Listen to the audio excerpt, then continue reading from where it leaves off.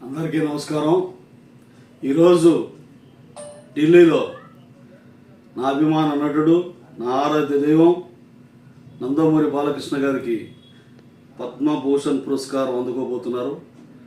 ఆయనకు అభినందనలు తెలియజేసుకుంటూ ఆయన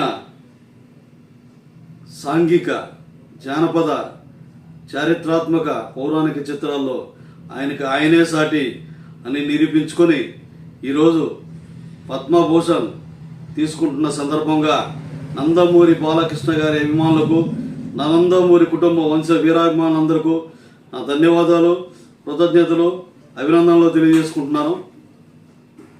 ఆయన ఒక నటుడే కాకుండా సేవా కార్యక్రమాలు, బసవతారకం క్యాన్సర్ హాస్పిటల్ ద్వారా కొన్ని వేల మందికి ప్రాణదాతలు అయిన బాలకృష్ణ గారికి, అలాగే హిందూపురంలో అర్ధరాత్రి ఫోన్ చేసిన స్పందిస్తున్న బాలకృష్ణ గారికి ఇలాంటి అరుదైన పురస్కారాలు ఆయన పదవికి,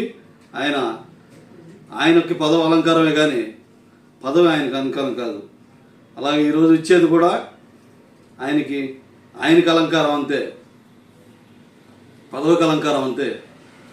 ఆయనకి ఈరోజు ఢిల్లీలో పద్మభూషణ్ పురస్కారం అందిస్తున్న శుభ సందర్భంగా మరొకసారి తెలుగుదేశం అభిమానులకి, నందమూరి బాలకృష్ణ అభిమానులకి, నందమూరి తారక రామారావు గారి అభిమానులకి, నందమూరి కుటుంబ వీరాభిమానులందరికీ మరొక్కసారి ధన్యవాదాలు తెలియజేసుకుంటూ ఆయన 100 సంవత్సరాలు ఆరోగ్యాలతో, అష్టైశ్వర్యాలతో తొలతోగాలని కోరుకుంటూ సెలవు తీసుకుంటున్నాను. Thank you very much.